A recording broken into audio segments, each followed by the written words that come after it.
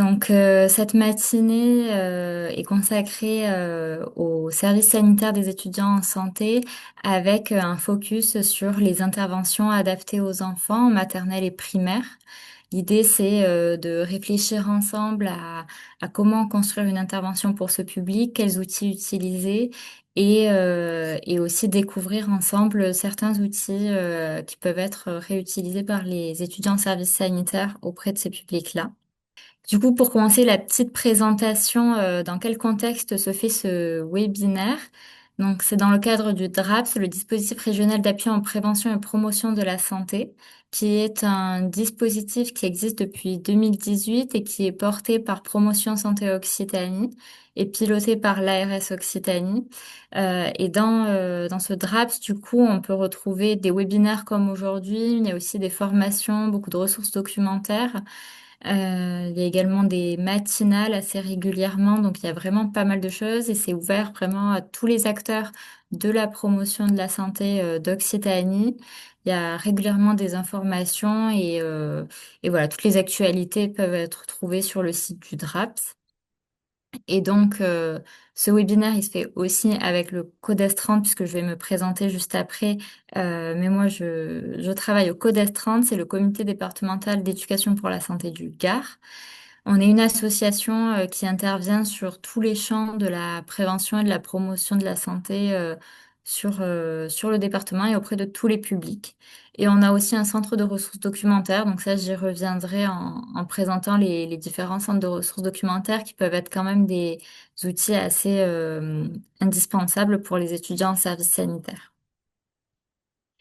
Et donc, j'en viens à me présenter. Donc, moi, je m'appelle Laurine Coste, je suis diététicienne de formation initiale et je travaille donc comme chargée de projet au CODES 30.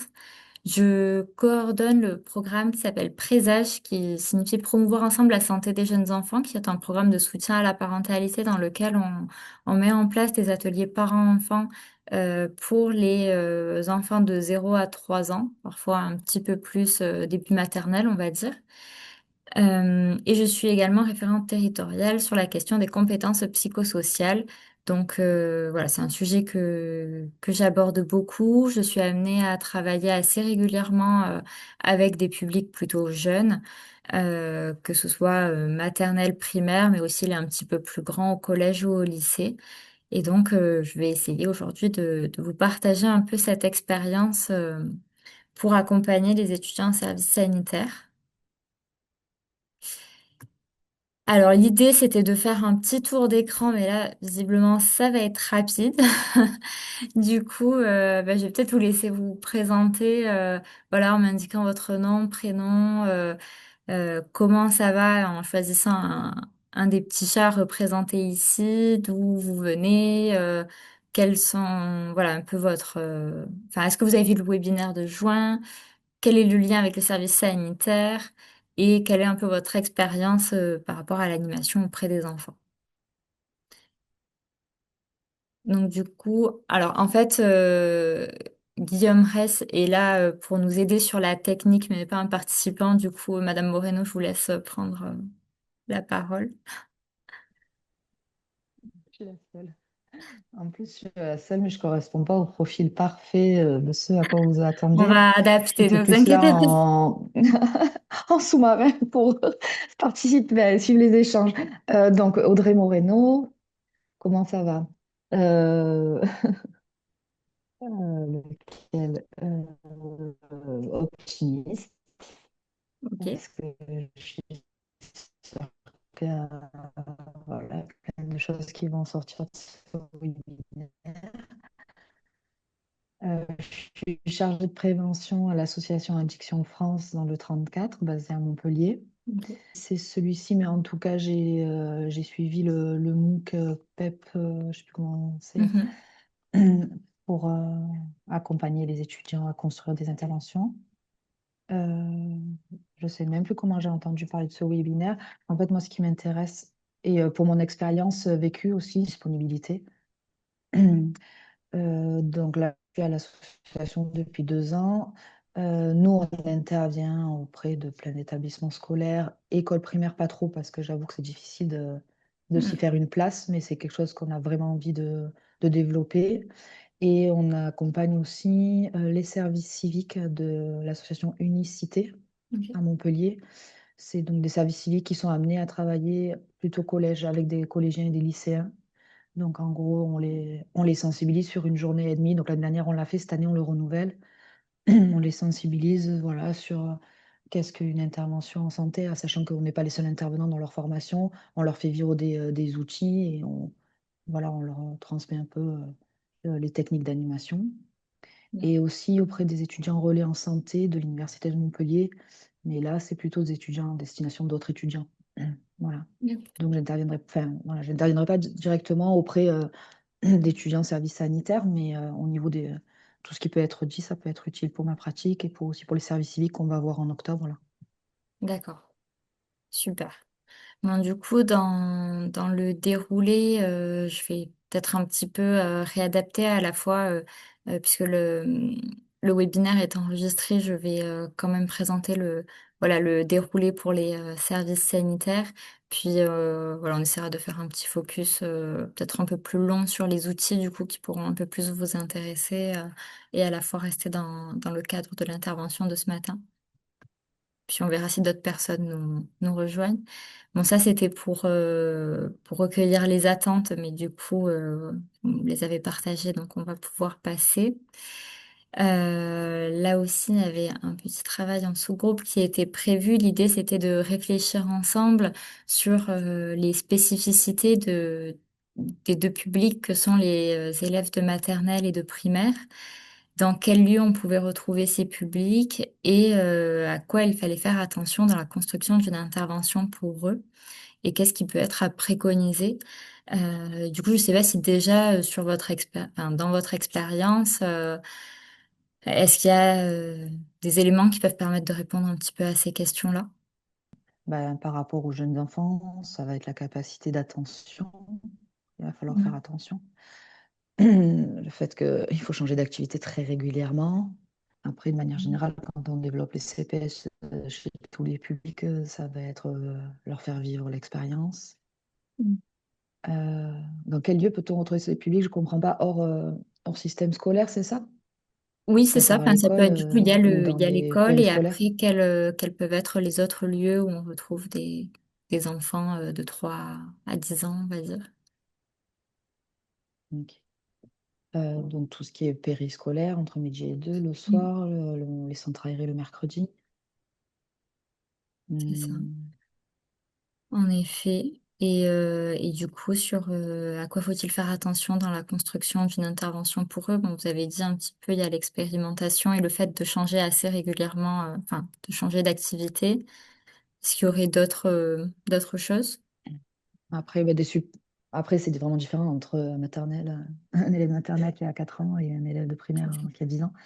Mais privilégier des supports imagés, à chaque fois qu'on peut double support pour avoir à l'appui Mm. les images puisque ne maîtrise pas la lecture et passer sous forme de jeu vers le ludopédagogique, quoi. Exactement. Du coup, ça résume très bien tout ce que j'avais prévu de dire. Donc, en effet, les enfants de maternelle et de primaire, c'est déjà pas la même chose, même si on va parler des deux ce matin. Sur les enfants de maternelle, ça regroupe les enfants de 3 à 6 ans, plus ou moins. Ce sont des enfants qui ne savent pas lire, qui ne savent pas écrire. L'acquisition du langage peut être aussi très hétérogène. Sur des petites sections par rapport aux grandes sections, il peut y avoir une grande différence. Et même chez les grandes sections, entre eux, on peut avoir quand même de grosses différences sur l'acquisition du langage. Et c'est quelque chose quand même qui est à anticiper pour préparer son intervention. Et les services sanitaires peuvent être également amenés à intervenir sur les dispositifs moins de 3 ans. Donc, ce sont les dispositifs de scolarisation précoce dès l'âge de 2 ans. Donc là, on est aussi on est sur des enfants qui savent encore moins parler, puis qui sont vraiment tout petits à 2 ans. C'est souvent des ateliers qui sont menés avec les enfants et avec les parents en même temps. Mais voilà, donc c'est vraiment pour dire que la tranche d'âge fait que l'enfant est à un niveau de développement vraiment différent et il faut vraiment en tenir compte dans ces interventions. Sur les élèves de primaire, donc à peu près de 7 à 10 ans, enfin 6-7 ans on va dire en CP, là aussi le niveau de lecture peut être très hétérogène et il y a surtout une grande différence entre un élève de CP et un élève de CM2, même si ça reste un élève de primaire, et on ne peut pas proposer voilà, les mêmes interventions que ce soit pour des élèves de CP ou de CM2. Et l'idée, dans tous les cas, ça va vraiment être, enfin, j'y reviendrai, mais de pas mettre les enfants en échec. Et donc, c'est toute la difficulté des interventions auprès des enfants, c'est vraiment de, à la fois trouver des choses qui soient stimulantes et pas trop faciles, que ça ne fasse pas bébé, entre guillemets, parce que c'est quelque chose qu'on peut retrouver aussi, notamment chez les élèves de CM1, CM2, qui commencent à se sentir grands, de pas avoir des choses, voilà, inadaptées, mais en même temps de ne pas mettre en difficulté les enfants, puisque nous, on n'est pas là pour acquérir le français ou les mathématiques, on est vraiment là pour de la promotion de la santé. Et aussi un paramètre auquel on ne pense pas souvent, mais les enfants peuvent être allophones, c'est-à-dire que le français n'est pas forcément leur langue maternelle, et notamment chez les élèves qui sont en maternelle. Parfois, l'acquisition du français est en cours et peut être compliquée, donc c'est vraiment quelque chose à repérer en amont de l'intervention, à questionner auprès de soit de l'enseignant, soit du responsable du groupe d'enfants pour pouvoir proposer des choses, voilà, enfin, vraiment visuelles et que la barrière de la langue ne soit pas trop problématique. Sur les lieux d'intervention possibles, donc on a tout ce qui va être école, évidemment, mais il y a aussi, comme on l'a dit, les centres sociaux, les centres de loisirs, les structures médico-sociales. Et donc, dans ces lieux, forcément, il va pas forcément se jouer la même chose.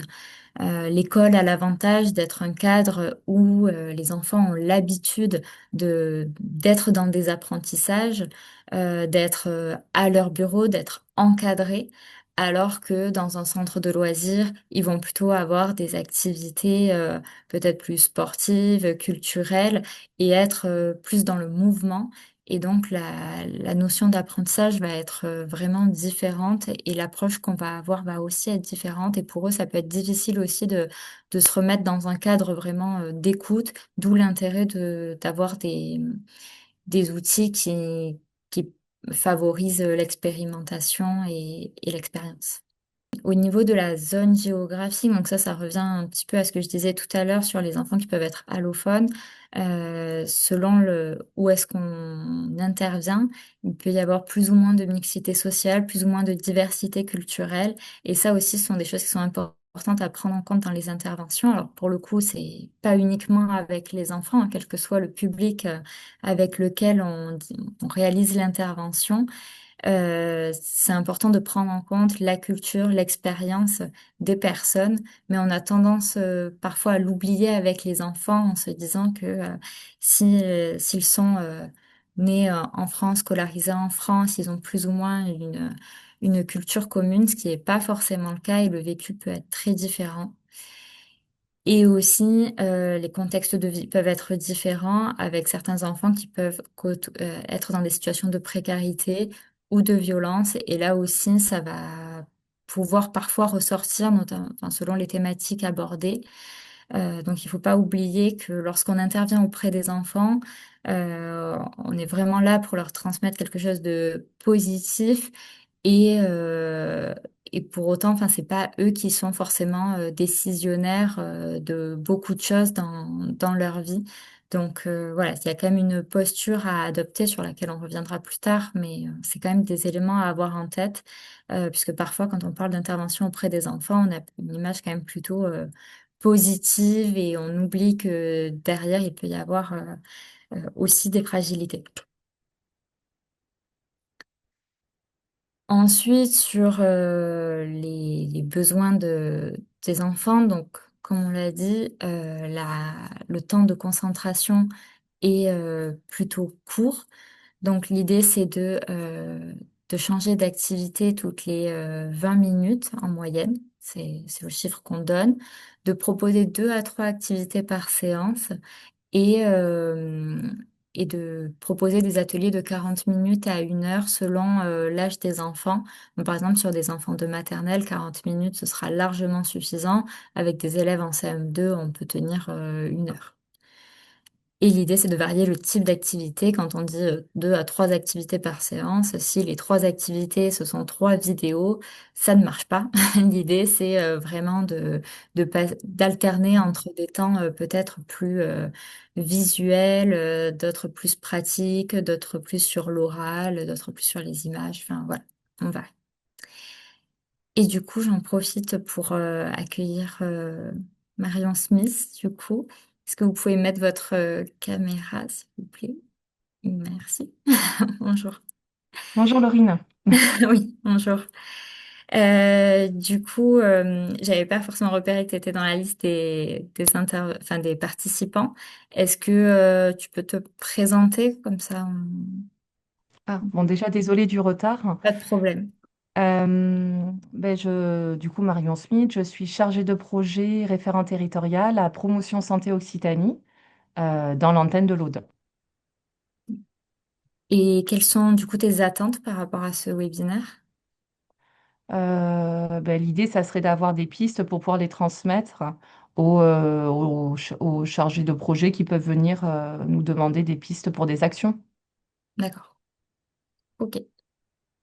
Donc là, pour l'instant, ce qu'on a dit jusqu'à présent, enfin, on est vraiment au tout début. Donc on disait juste que voilà, les enfants de maternelle et de primaire, ça regroupait quand même une large diversité d'âge et du coup de développement de l'enfant, et que c'est toute la difficulté va être de s'adapter pour trouver des choses pas trop faciles, mais pas trop difficiles non plus, et que le contexte dans lequel on peut trouver ces enfants peut être très varié, et ça va aussi impacter ce qu'on va pouvoir proposer.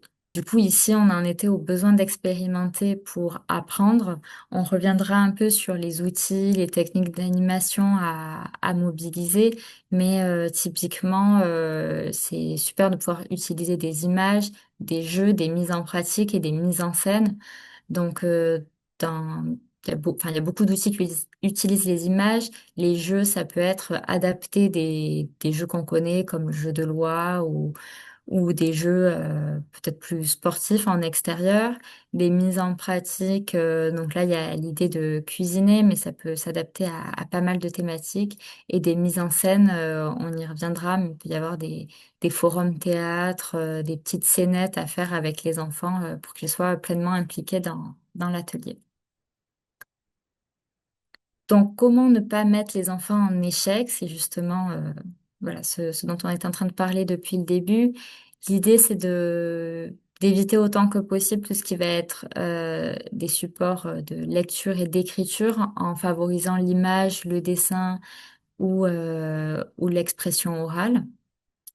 D'éviter le travail individuel et de plutôt favoriser le travail collaboratif en équipe, d'éviter la compétition individuelle, c'est-à-dire, voilà, l'idée, ça va pas être d'avoir un classement des enfants à la fin, mais plutôt les motiver dans l'atteinte d'un objectif qui serait commun. Et donc, enfin, ça fait le lien avec le travail collaboratif, mais voilà, l'idée, c'est de travailler ensemble pour un objectif commun et pas d'avoir une compétition entre eux. Et d'éviter de persister dans une activité inadaptée, de savoir modifier les consignes au cours de l'intervention. Ça, c'est peut-être la partie la plus difficile, puisque quand on a préparé son atelier et qu'on n'a pas forcément l'habitude, on a peut-être envie de se cantonner à son déroulé. Mais l'idée, ça va vraiment être de pouvoir... d'ailleurs, je vois qu'il y a une petite faute, les consignes sans le R. Ça va être de pouvoir réadapter si on voit que l'atelier ne prend pas, si on voit que c'est trop difficile, que la consigne n'est pas comprise, être en mesure de réadapter pour, ben voilà, pour faciliter l'animation. Et ce que je disais, pour autant, les activités ne doivent pas être trop faciles non plus.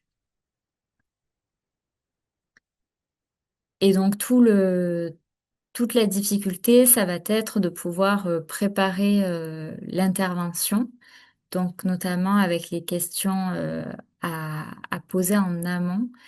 Puisque comme on l'a dit, les ateliers, ils peuvent avoir lieu dans des écoles, mais aussi dans des centres sociaux, dans des centres de loisirs.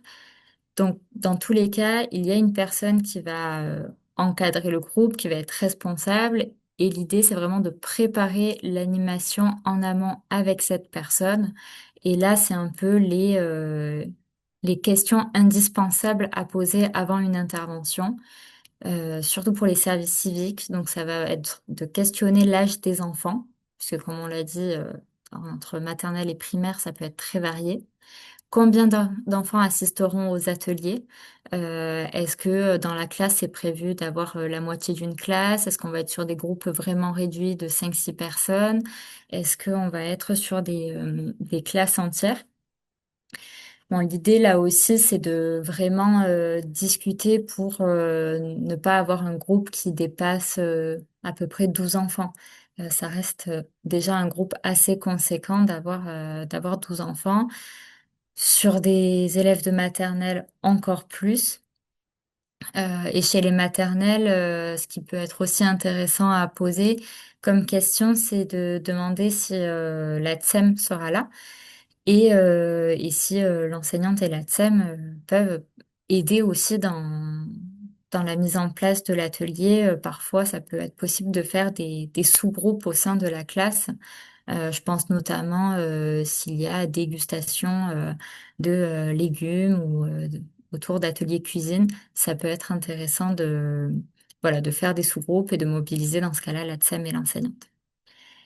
Combien de temps est prévu pour l'intervention, en sachant que, voilà, est-ce qu'on a une heure pleine, est-ce qu'on a moins de temps par rapport au temps des récréations, par rapport, voilà, à tout ce qui peut être prévu. Euh, Est-ce que les enfants ont déjà travaillé sur la thématique? Ça, c'est une question hyper importante parce que parfois, ça va faire le lien avec ce qu'ils ont fait en classe et c'est bien d'avoir un petit peu en tête où ils en sont pour pouvoir rebondir, faire le lien avec ce qui est fait. Et à l'inverse, si non, jamais entendu parler, si on arrive pour parler des risques solaires et que les enfants n'ont pas du tout travaillé sur la thématique, il va peut-être falloir partir de plus loin que si c'est quelque chose sur lequel ils ont déjà travaillé. Et s'ils ont déjà travaillé dessus, bah, avec quel support pour ne pas reproduire, voilà, pas proposer la même activité. On va pouvoir répéter certains messages, évidemment, mais l'idée, c'est de trouver quand même des activités différentes avec des façons différentes de présenter les choses. Ensuite, il y a la question du matériel qui peut être mis à disposition, donc avec les tables, les chaises, est-ce qu'il y a un vidéoprojecteur, est-ce qu'il y a des feutres, est-ce qu'il y a des feuilles, est-ce qu'il y a un point d'eau pour se laver les mains, notamment s'il y a des manipulations, quelles qu'elles soient. Est-ce qu'il y a un accès à l'extérieur avec la possibilité de proposer des activités en extérieur? Vraiment, je pense que le conseil numéro un quand même pour les étudiants en service sanitaire, c'est le moindre outil dont ils ont besoin. Il faut demander s'il y sera et ne pas se dire, évidemment, c'est une classe, il y aura forcément des feutres. Mieux vaut le demander avant parce que voilà, quand on est service sanitaire, c'est peut-être pas forcément, on n'a pas forcément envie de réadapter. En tout cas, voilà, on essaye de sécuriser le maximum de paramètres. Il y a ensuite la question du handicap ou quel que soit voilà, est-ce qu'il y a des précisions à apporter sur les enfants qui soient porteurs de handicap ou est-ce qu'il y a d'autres problématiques dans la classe et qui sont nécessaires d'être portées à la connaissance des animateurs? C'est pas toujours le cas.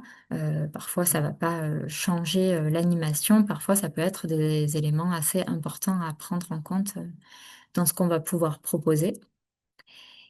Et comment s'organise la gestion de classe? Donc ça, on y reviendra au moment de la posture sur bah, comment gérer la classe, mais en fait le groupe, que ce soit pour une classe ou dans un groupe d'enfants dans un centre social, comment est-ce qu'on gère le groupe si ça déborde? Peut-être que je peux vous demander du coup, est-ce que vous, dans votre expérience, est-ce que vous avez déjà été confronté à des groupes particulièrement compliqués avec des enfants et comment bah, comment vous avez géré ça?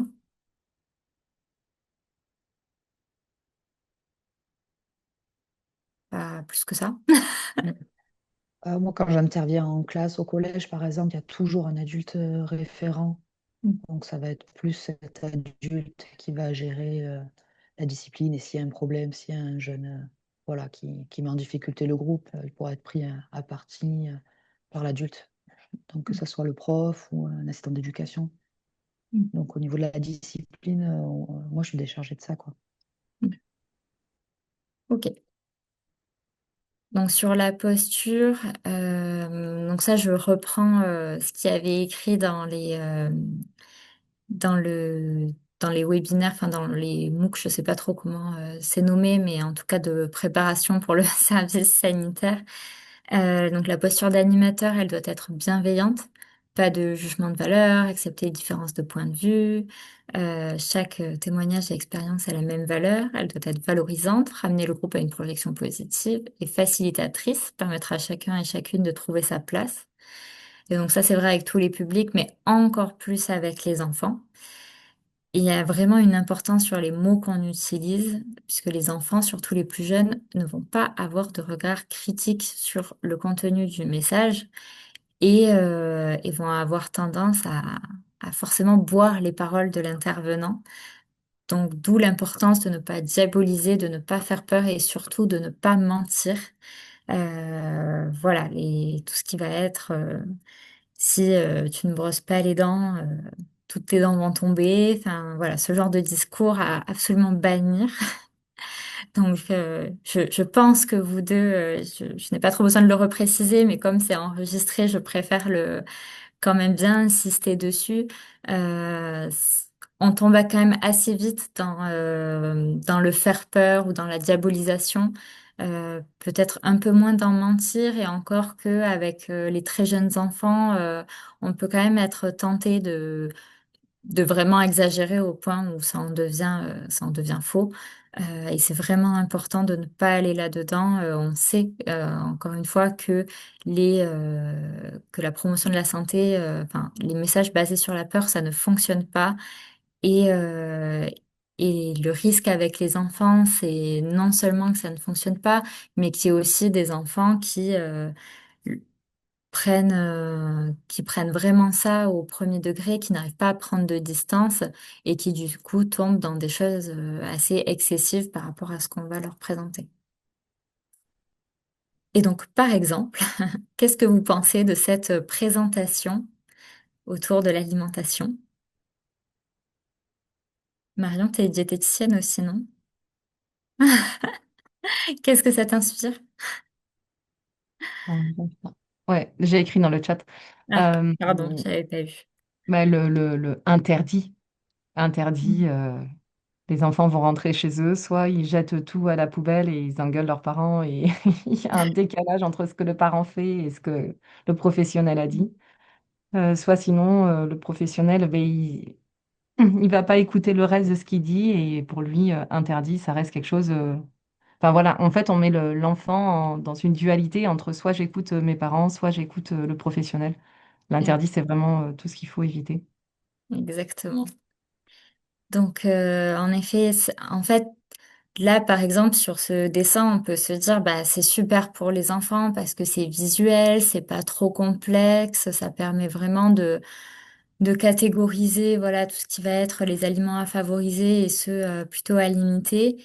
Mais en voulant simplifier au maximum, le problème, c'est que là, on tombe dans quelque chose d'excessif et de faux. C'est pas interdit de manger du chocolat, de la pizza et des chips. On va plutôt être sur des discours pour dire que c'est à limiter. Et voilà, cette catégorisation très binaire, bien qu'elle soit simplifiée, n'est pas forcément adaptée, enfin, pour aucun public, mais encore moins pour les enfants.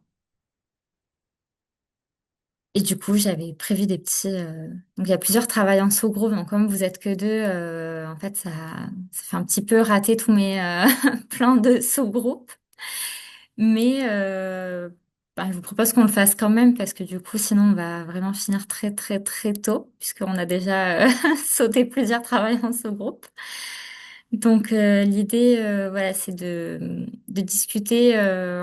On va pas faire les sous-groupes, on va le faire ensemble. Mais comment expliqueriez-vous les dangers du sucre à des élèves de CM2?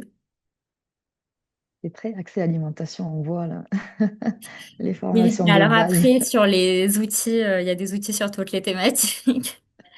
Mais c'est en fait, c'est aussi parce que très souvent, les interventions des services sanitaires auprès des enfants, ça tourne autour de l'alimentation. Donc c'est aussi le moyen de... Et c'est là aussi, je pense, où on peut très vite tomber dans des messages digressifs et pas adaptés. Donc oui, il y avait une volonté de travailler sur le sujet de l'alimentation. Partir de leur représentation déjà, Mm. savoir ce qu'ils savent sur le sucre, comment on l'assimile, ce dont on a besoin, quand on en prend en excès, les conséquences que ça a sur, sur les dents, sur l'obésité, etc. Donc je pense déjà partir de ce qu'ils connaissent déjà. J'avoue que c'est quelque chose que j'ai jamais fait, ni avec ce niveau, ni cette thématique. Donc je sais pas, Marion, si tu as d'autres idées. Déjà, enfin, pardon, mais le thème, il est choisi par qui, du coup? Parce que Normalement, c'est c'est en concertation entre l'enseignant. les étudiants et la structure et un Mm. peu leur encadrant, donc ça, sanitaire. Et du coup, la question du sucre, c'est un thème qui revient très, très, très, Ouais. très, très souvent, ou en tout cas un très gros focus sur la question du sucre, puisque quand les structures vont parler des problèmes qu'ils ont repérés, souvent il y a la question de, voilà, les enfants mangent beaucoup de sucre, ou mangent beaucoup de chips, ou la question des écrans. Très souvent, Mm. c'est comme ça qui revient. Ouais, c'est vrai que partir des représentations, je trouve ça intéressant, mais je le prendrais plus sur un côté, soit le petit déjeuner, soit le goûter, pour que ce soit concret et trouver des astuces d'autres aliments. Je le verrais plus pour détourner un peu, pas dire c'est dangereux, mais vraiment qu'est-ce qu'on peut manger à la place. Et oui, donc du coup, de partir d'un exemple concret avec un petit déjeuner ou un goûter, Ouais. Leur et demander ce peut-être. qu'ils peuvent prendre au Mm, petit déjeuner ou au goûter et voir si c'est équilibré ou pas, pourquoi c'est équilibré, pourquoi mm, on mange équilibré, de partir là-dessus. ok. De plus, de partir pourquoi les autres choses sont bien plutôt que ça, c'est dangereux. Mm, ok. En effet, je pense que j'aurais dit à peu près la même chose. On est pas mal. On est raccord, c'est déjà bien. Donc voilà, l'idée, ça va être encore une fois de pas avoir le discours comme quoi voilà, le sucre c'est horrible, c'est la pire chose, mais en effet de valoriser plutôt le reste.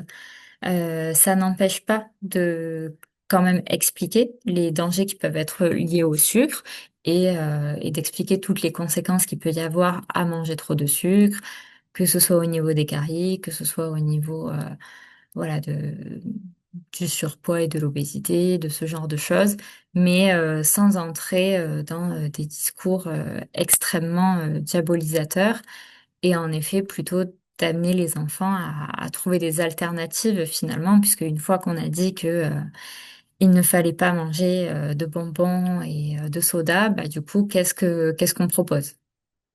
Et du coup, Madame Moreno, par rapport à, enfin vous travaillez à Addiction France.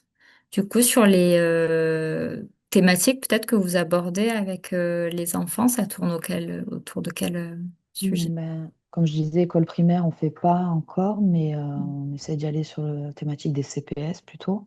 Ok, Et au collège, ce qu'on nous demande beaucoup, c'est les écrans. oui, Au d'accord. sixième, cinquième écran, et à partir de troisième, quatrième, on peut aller sur focus produit, par exemple, Hmm, tabac, puff, d'accord. et avec un fond toujours de développement des compétences psychosociales. Mais la thématique qui revient beaucoup, c'est l'écran à cet âge-là. Et, euh, et du coup, peut-être justement sur les écrans, est-ce que peut-être qu'on le fera un peu après.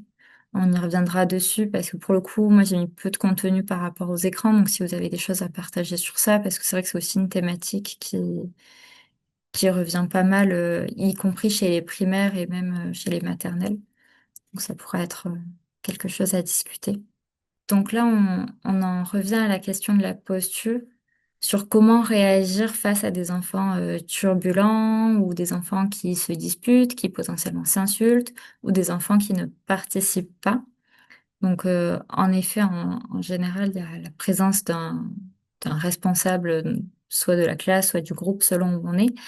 Mais du coup, comment, admettons, un enfant est vraiment très turbulent, prend trop de place dans le groupe et vous n'arrivez pas à le canaliser. Ça peut être qu'est-ce que vous feriez pendant, mais aussi qu'est-ce que vous feriez en amont pour éviter cette situation. Là, si on doit donner des conseils aux services sanitaires, c'est ça? Oui. Dans l'idée, c'est toujours démarrer avec une charte de groupe. Donc, généralement, on réutilise celle qui est déjà existante, ou en tout cas, ça dépend si on arrive en tout début d'année que ça n'a pas été fait. Vraiment poser le cadre auquel on va pouvoir se référer tout au long de la séance, leur demander de quoi ils ont besoin pour que ça fonctionne bien. Comme ça, on voit que s'ils sortent un peu de ce cadre-là, on peut les interpeller, leur remontrer que c'était un peu le deal pour que ça se passe bien. Donc ça peut, que ce soit écrit ou imagé, hein, mais voilà, ça peut permettre de remettre un peu sur le rail, avoir anticipé, vous l'aviez dit, en prenant des infos auprès des adultes référents sur un enfant qui aura besoin, qui a un trouble déficitaire de l'attention, donc lui qui aura besoin de bouger. Donc pour lui, si on le laisse un peu plus bouger que les autres, on évitera peut-être qu'il perturbe. Sur les enfants qui participent pas, ça c'est aussi ça arrive, donc être en accord avec ça sur le fait qu'ils se sentent pas obligés de prendre la parole. En tout cas, leur simple présence fait qu'ils participent. Et voilà, accepter qu'ils ne soient pas forcément dans l'échange et plutôt dans la passivité. Après, sur le fait des enfants qui se disputent et qui s'insultent, ça c'est un peu difficile à anticiper. Donc là, je dirais l'adulte référent, parce que nous, ça va être compliqué en tant qu'intervenant extérieur sur une séance de gérer ça. Mais voilà, essayer d'avoir balisé un peu tout ce qui peut arriver sur une séance avec le prof pour bah, éviter d'en arriver à des situations compliquées. Des idées à compléter, Marion? Ou pas forcément. Oui, moi c'est vrai que je pense cadrer, mettre des règles dès le début avec les élèves, ça peut être intéressant. Bon, ben là, chaque bonne réponse est bien accueillie. Enfin, voilà, de mettre des règles. Et peut-être même une règle avec l'enseignant de dire, ben, n'hésitez pas à intervenir. Je suis là pour transmettre des choses, mais vous êtes quand même le garant de la discipline. Donc, j'impliquerai beaucoup l'enseignant là-dessus. En effet, ça c'est vraiment important. Je l'ai, je l'ai peut-être mis en amont. C'est d'en parler en fait avec l'enseignant et de pouvoir aussi avoir un code, entre guillemets, ou en tout cas l'avoir verbalisé avant l'atelier, que s'il y a un problème, c'est vraiment à l'adulte référent de s'en occuper. Et si les étudiants ne se sentent vraiment pas à l'aise ou se sentent dépassés par le groupe, qu'il y ait un signal en fait avec l'adulte référent pour que celui-ci puisse intervenir. Parce qu'aussi, il peut y avoir pas la même notion entre l'adulte qui a l'habitude du groupe et les étudiants sur à quel moment en fait c'est trop, à quel moment les enfants là leur comportement ça me déstabilise et j'arrive pas à faire mon intervention. Peut-être que l'enseignant a l'habitude en fait qu'il y ait des enfants qui bougent beaucoup, qui participent, alors que l'étudiant moins. Donc il faut vraiment pas hésiter à voilà avoir soit un petit signe, soit un petit mot-clé pour demander de l'aide à l'adulte référent. Et ce qui est surtout très important de rappeler, c'est que l'étudiant, il n'est pas responsable de la classe ou du groupe d'enfants, et c'est pas lui qui doit directement intervenir, on va dire, et il ne doit pas être seul avec le groupe. Donc vraiment à aucun moment, en fait, l'étudiant doit être seul avec le groupe.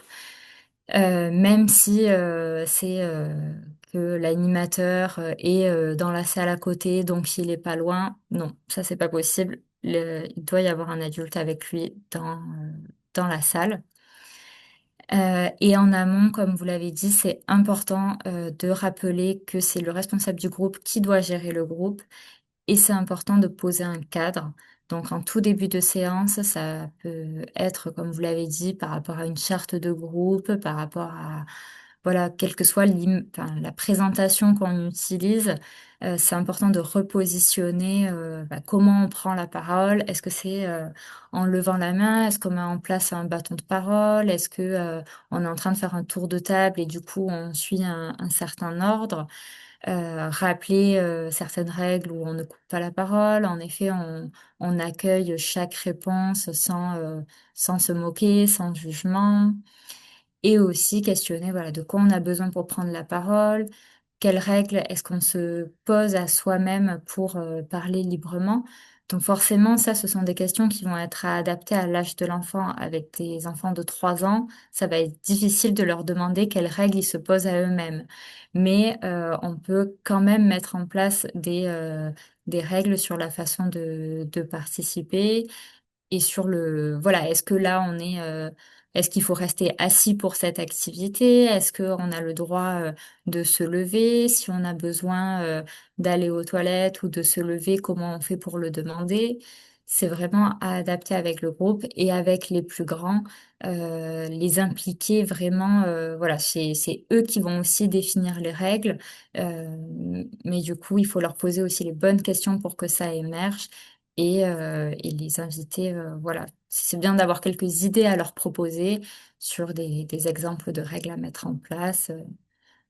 En général, voilà, c'est vraiment la question de comment on diffuse la parole et quelle attitude est-ce qu'on doit avoir.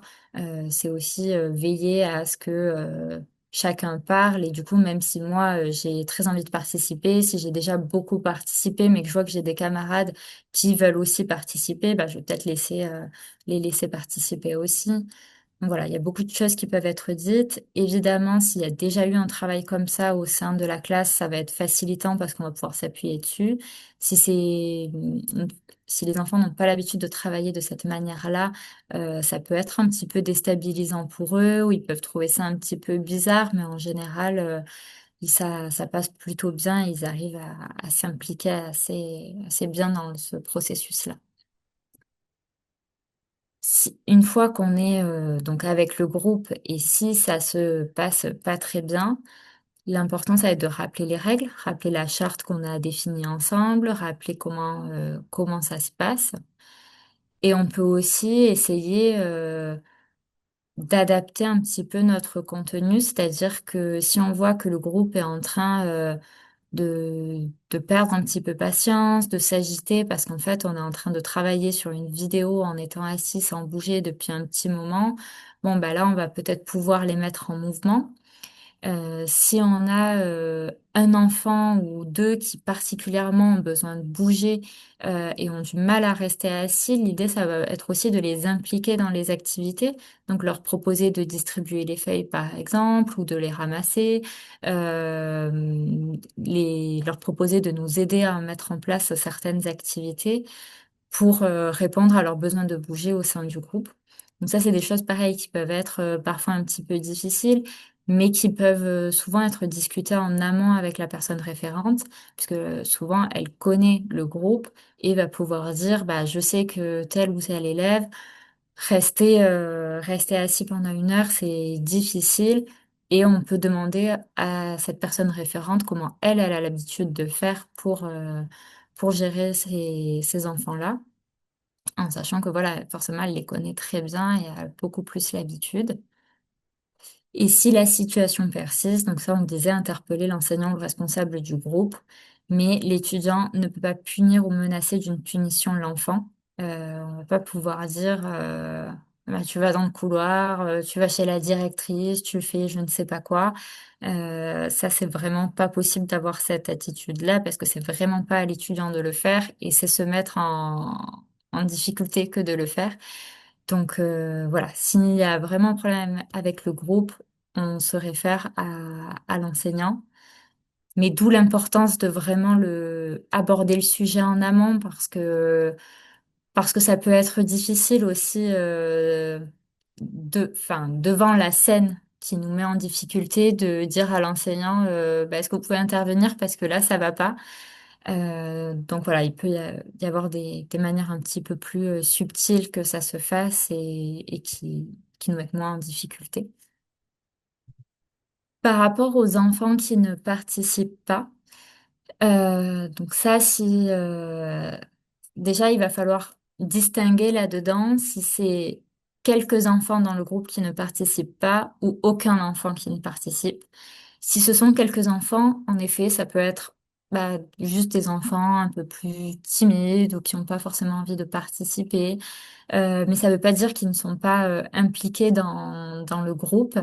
Et c'est tout l'intérêt justement de travailler sur des sous-groupes parce qu'il y en a certains qui vont être plus à l'aise à l'oral, d'autres plus à l'aise sur des petits groupes.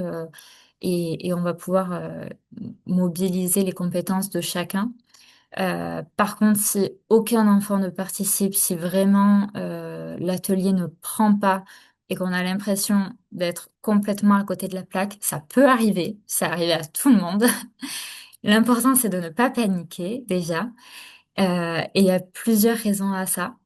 Donc ça peut être parce que ils sont pas forcément intéressés, ça peut être parce que les consignes n'ont pas été claires et du coup les enfants ne comprennent pas trop ce qu'ils doivent faire. Ça peut être aussi la période de la journée. Si on fait l'atelier de 15 heures à 16 heures, c'est la fin de la journée. S'il y a eu sport juste avant, si je ne sais quoi, s'il fait super chaud, parfois tous les enfants ne sont pas au top et ça, on peut pas y faire grand-chose. On peut essayer de proposer peut-être des choses un peu plus calmes, essayer de s'adapter au rythme de l'enfant, pas faire tout ce qu'on avait prévu. L'important, c'est quand même de se rappeler que l'atelier, il est fait pour les enfants et, euh, et que l'idée, c'est de s'adapter à eux. Donc, c'est pas grave si on n'arrive pas à faire tout ce qu'on avait prévu tant que ça a été agréable pour les enfants. Et si le contenu n'est pas adapté à l'âge, donc, bon, c'est toujours la même chose, hein, mais en amont, l'idée, c'est de présenter le contenu à l'enseignant ou au responsable du groupe pour avoir son avis. Est-ce qu'il pense que ça va être trop difficile, trop facile? Est-ce que c'est en accord avec ce qu'ils ont fait? Est-ce qu'on va présenter un outil qu'ils ont déjà vu 1000 fois et dont ils en ont marre? Est-ce que c'est un sujet qui a été abordé 1000 fois et en fait, les enfants en ont marre d'en entendre parler? Parce que ça aussi, voilà, enfin, certes, la répétition, ça favorise l'apprentissage et c'est super d'avoir des manières différentes de présenter les choses, mais il y a certains sujets qui peuvent être, voilà, les enfants l'abordent chaque année de 120 manières différentes et au bout d'un moment, même pour eux, ça commence à devenir un peu long. Donc, voilà, le contenu, c'est important de le faire valider par l'enseignant ou par le responsable du groupe.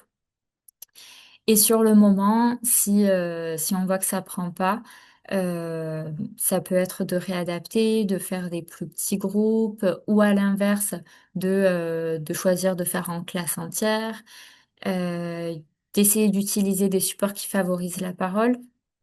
Et donc, pour pouvoir réadapter pendant l'atelier, ce qui est important, c'est de l'avoir bien préparé en amont et d'avoir plusieurs outils, même si on n'a pas, on n'est pas dans l'idée de tous les utiliser, mais l'idée c'est d'avoir un plan A, un plan B, un plan C, au cas où ça ne prenne pas, au cas où finalement le vidéoprojecteur ne marche pas, finalement il y a je ne sais pas quoi.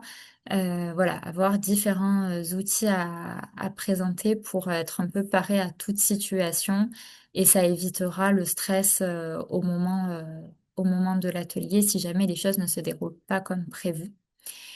Et, euh, et comme vous le disiez, en effet, parfois, ça prend pas, on essaye de réadapter et la participation n'est pas là. En tout cas, on n'a pas l'effervescence attendue et en fait, il faut aussi être en mesure d'accueillir ça. Et voilà, ça peut être à discuter après avec l'enseignant pour identifier ce qui n'a pas marché. Mais parfois, ça peut être des paramètres sur lesquels on n'a pas forcément la main. Et voilà, ce sont des choses qui arrivent et c'est pas forcément grave. L'idée vraiment, encore une fois, c'est que ce soit le plus agréable pour tout le monde. Et voilà, et parfois, ça implique de complètement de revoir à la baisse tout ce qu'on avait prévu ou de un peu changer de sujet, de se laisser porter aussi par les enfants si on voit que le groupe ça ne prend pas, mais que les enfants partent sur un sujet, on peut aussi les suivre sur ce sujet-là et essayer de raccrocher ce que nous on avait prévu de dire là où ils nous emmènent. Donc c'est vraiment s'ajuster tout le temps, des questions d'ajustement. Alors du coup, on en vient aux outils et techniques d'animation. Donc j'ai mis le lien d'un recueil de techniques d'animation qui classe les techniques d'animation par objectif. Donc du coup, sur ce lien, ça mène à ce document qui présente donc voilà, plusieurs techniques d'animation. Et ce que je disais, c'est que c'était classé par technique. Donc les techniques de présentation, toute une liste, les techniques pour favoriser l'expression, les techniques pour réguler les temps de parole et les techniques pour évaluer. Donc, tout ce qui va être technique pour réguler le temps de parole, ça peut être utile notamment pour lorsqu'on définit le cadre. Hein, il y a une technique d'animation voilà, pour définir le cadre. Il y a la présentation du bâton de parole, du ticket de parole. On est sur le même principe. Échange autour d'un ballon. Donc là, pareil, on va se faire passer le ballon. Et puis il y a les techniques pour évaluer, donc ça on finira la présentation par ça, mais voilà, il y a quand même plusieurs manières aussi d'évaluer, notamment avec les enfants où l'évaluation écrite peut être plus compliquée. Ça peut être sympa d'utiliser certaines techniques. Et donc, ce que j'ai mis sur le diaporama, c'est quelques techniques que je recommande et que je trouve pas trop mal pour les enfants. Donc, dans les techniques pour se présenter, il y a la technique de l'arbre. Je pense que elle est là aussi et que je peux vous la montrer. Voilà, présentation de l'arbre. C'est ça. Donc voilà, c'est avoir un arbre et pour les catégories, on les définit, ça peut être avec le groupe ou alors on les prépare en amont. Chaque branche va... En fait, il y a plusieurs façons de le faire. C'est soit ça peut être avec le thème, par exemple, enfin, des questions en lien avec la thématique de l'atelier, mais ça peut être aussi se dire qu'il y a une branche qui correspond à quelque chose qu'on aime, une branche qui correspond à sa couleur préférée, une branche qui correspond à voilà, je ne sais quoi. Donc, ça peut être intéressant. Ensuite, il y a le portrait chinois. Donc ça, c'est plutôt connu. Le portrait chinois, ça va être si j'étais une fleur, je serais telle chose. Si j'étais un personnage de dessin animé, je serais telle personne. Si j'étais un sport, je serais tel sport. Donc ça, c'est intéressant pour se présenter et pour voilà, commencer à faire connaissance avec les enfants avant de rentrer dans la thématique précisément. Et vous parliez des compétences psychosociales. Alors, je ne sais pas si les services sanitaires sont amenés à faire des interventions sur ces questions-là. Ça reste quand même un sujet transversal, donc voilà. Mais en tout cas, le portrait chinois, ça fait partie des outils qu'on peut utiliser pour le développement des compétences psychosociales. Et donc, j'avais pas forcément prévu de proposer des outils par rapport aux compétences psychosociales, mais j'ai quand même plusieurs ressources. Et du coup, quand je vous présenterai les ressources par thématique, n'hésitez pas à me relancer sur ce sujet-là pour que je puisse vous les donner et je les ajouterai sur le diaporama final. Et le jeu du chapeau, donc ça aussi, il est présenté là-dedans. Là, je suis allée trop loin. Le jeu du chapeau, page 34, qui ressemble à ça. Dans le chapeau, on découpe ces petits. Je sais pas si je peux le tourner. Je ne crois pas. Enfin, je pense qu'il faut que je le télécharge pour le tourner. Mais voilà, en gros, on a des petites cartes qu'on met dans un chapeau. Les enfants piochent et répondent à la carte. Donc, par exemple, on me surnomme et on doit dire son surnom. Tel chiffre est mon chiffre chanceux. Voilà, donc ça, là aussi, ça permet de travailler les compétences psychosociales, de se présenter de manière assez sympathique et de un peu changer de la traditionnelle présentation, voilà, où chacun va dire son prénom. Et ça peut être des choses aussi dont on parle pas forcément. Je sais pas, moi je préfère la musique. Bah voilà, peut-être que les enfants n'ont pas souvent parlé de la musique. Enfin, ça peut quand même aborder plusieurs thèmes. Et on peut aussi choisir en amont quelle carte on va mettre. Par exemple, j'ai peur quand, selon la thématique abordée, on va peut-être pas commencer à parler de choses voilà, qui peuvent être effrayantes ou qui peuvent être à consonance plus négative pour les enfants. Mais par contre, on peut choisir des intitulés voilà, un peu plus positifs. Donc il y a pas mal d'idées. Il y a aussi des cartes vides si on veut compléter, s'il y a d'autres idées. Et ça peut permettre d'aborder voilà, des choses très, très différentes. Parce que si j'étais Premier ministre, ça peut amener à des discussions assez sympas avec les enfants. Donc, pareil, là aussi, les cartes elles vont être adaptées en fonction de l'âge. Déjà, faut-il savoir les lire? Avec des enfants qui ne savent pas lire, ça peut être l'animateur qui lit les cartes, même si les enfants le piochent. Mais du coup, il va falloir trouver des choses assez faciles, ou en tout cas qui correspondent un peu à l'âge en question. Pour des élèves de grande section, on peut totalement piocher. Mais enfin, mettre des cartes avec le dessin animé préféré, avec le sport préféré, avec voilà des choses bah, voilà, adaptées à l'âge. Concernant les techniques pour s'exprimer, là pareil, il y en a énormément dans le livret. Ici, j'en ai mis trois un peu plus en avant qui me paraissent assez intéressantes avec des enfants. Il y a la technique de Delphes. Donc, la technique de Delphes, le principe, c'est sur un sujet de trouver par exemple, il y a un jeu qui s'appelle l'île déserte qui utilise la technique de Delphes et on va dire pour aller, enfin vous partez sur une île déserte et parmi une liste vous devez choisir 5 objets à amener avec vous. Vous ne pouvez amener que 5 objets. Et ensuite on va mettre les enfants en plus grand groupe, mais ils devront toujours avoir que 5 objets. Donc ils vont devoir se mettre d'accord, débattre entre eux pour ne prendre que 5 objets. Et ensuite, un groupe encore plus grand, et toujours pareil, il ne faut n'avoir que 5 objets, donc débattre. Et ça peut être très chouette avec des CM1, CM2. Plus ils sont petits, plus c'est compliqué. Mais voilà, sur des CM1, CM2, ça peut être vraiment très sympa. Et c'est adapté à la thématique. Là, sur l'île déserte, c'est vraiment l'idée de travailler les compétences psychosociales et l'expression, mais on peut le décliner sur des sujets plus de promotion de la santé. La bague de régnier, ça c'est vraiment le gros mot, mais en fait c'est juste pour dire un d'accord, pas d'accord. Donc l'idée de la bague de régnier, c'est d'avoir des petits cartons verts, rouges et orange, parfois ça dépend de déclinaison, pour dire si on est d'accord, pas d'accord ou neutre par rapport à une affirmation. Ça a l'avantage d'être très facile, ça nécessite pas de savoir lire et voilà, c'est plutôt sympa, enfin assez facile à mettre en place, ça ne demande pas énormément de matériel. Il y a également la technique du blason, ça pareil, je pense que c'est bien si on l'a visuellement. L'idée c'est de dessiner un blason et dans chaque partie non c'est pas ça, de trouver des catégories. Blason des idées, page 49. Hop là.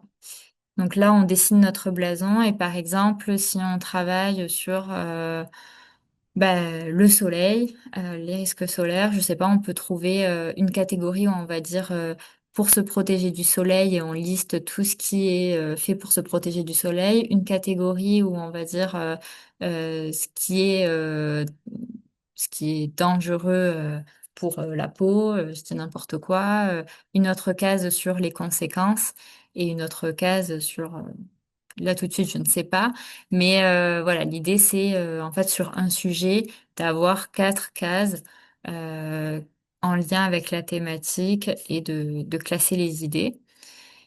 Euh, ça, voilà, ça a l'avantage d'avoir une présentation assez sympa et qui passe bien auprès des enfants et de pouvoir aborder beaucoup de choses autour d'une thématique ou aussi de pouvoir en faire une synthèse si on a fait toute une animation euh, quel que soit le sujet en fait, à la fin d'avoir une conclusion un peu imagée par catégorie. Ça peut être assez chouette. Et souvent, il y a l'envie de faire des quiz. Donc les quiz, c'est quand même plutôt pour les un petit peu plus grands et encore que bon, ça dépend justement de la technique qui est utilisée. Même si avec les collégiens, lycéens, souvent on a tendance à utiliser Kahoot.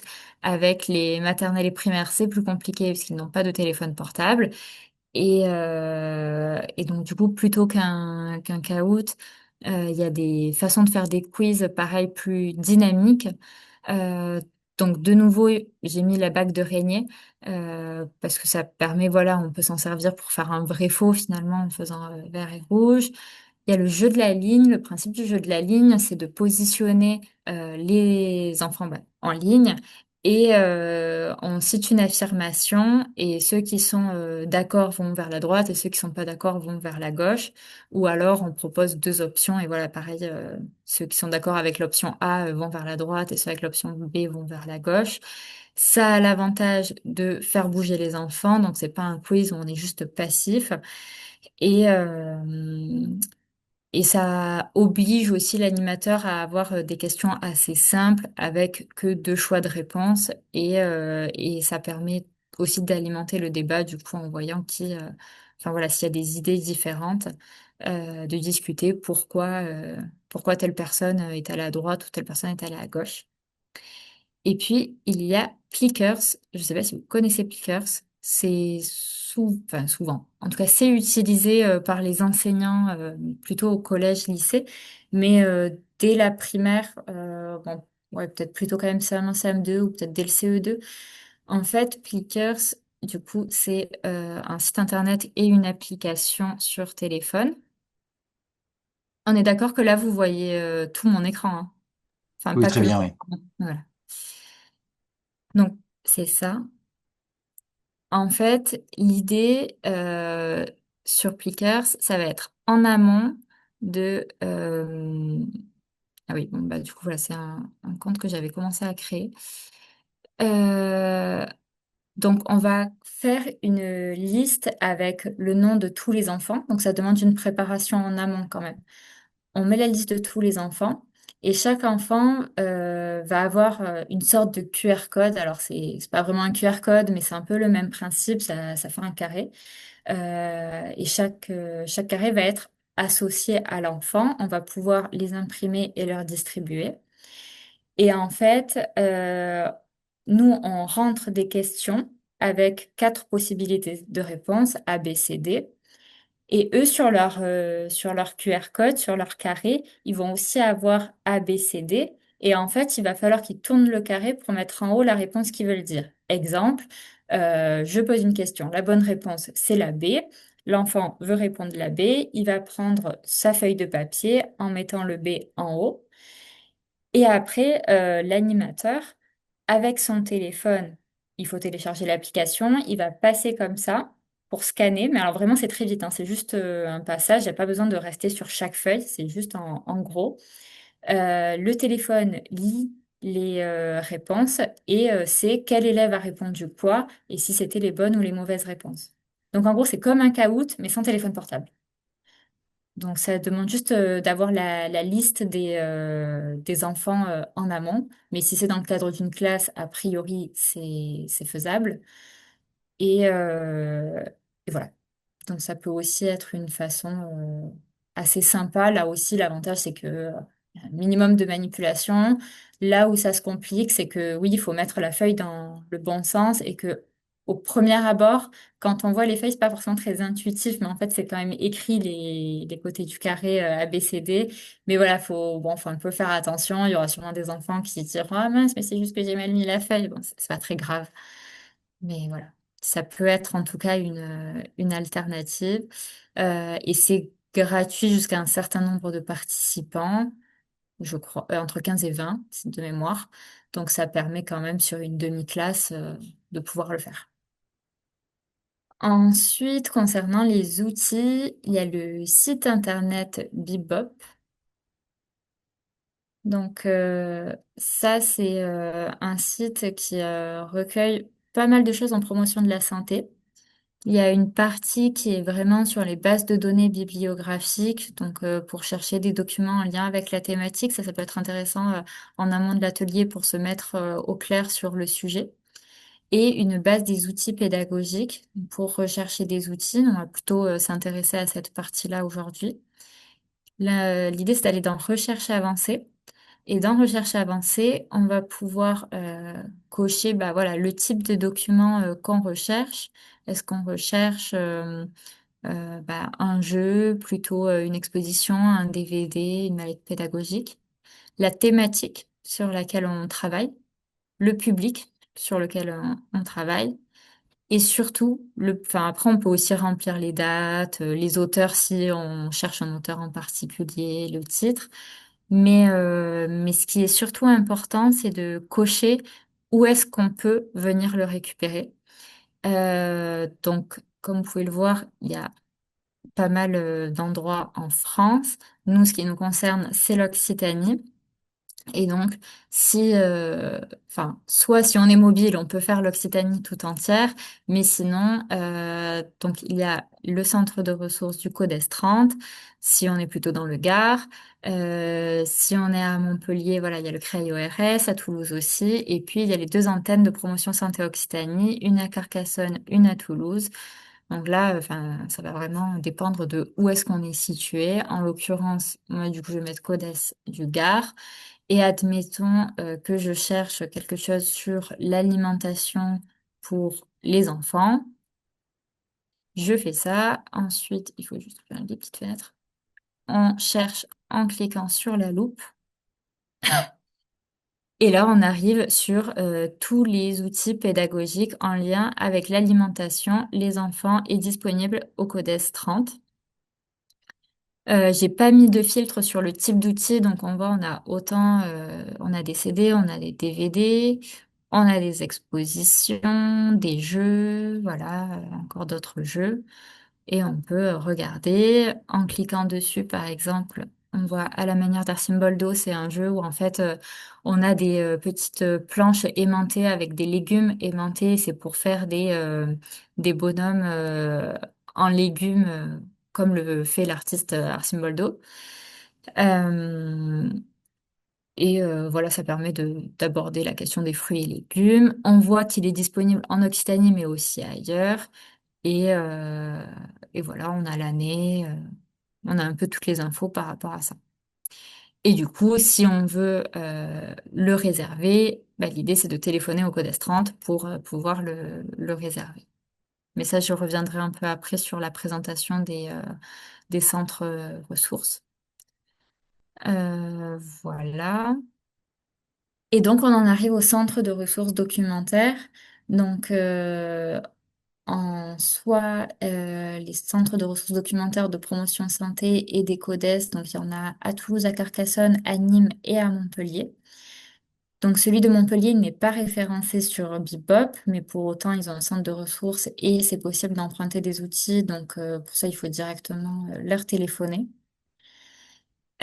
Pour promotion santé, j'ai mis le lien. Quand on clique dessus, on arrive sur la page de présentation des centres de ressources.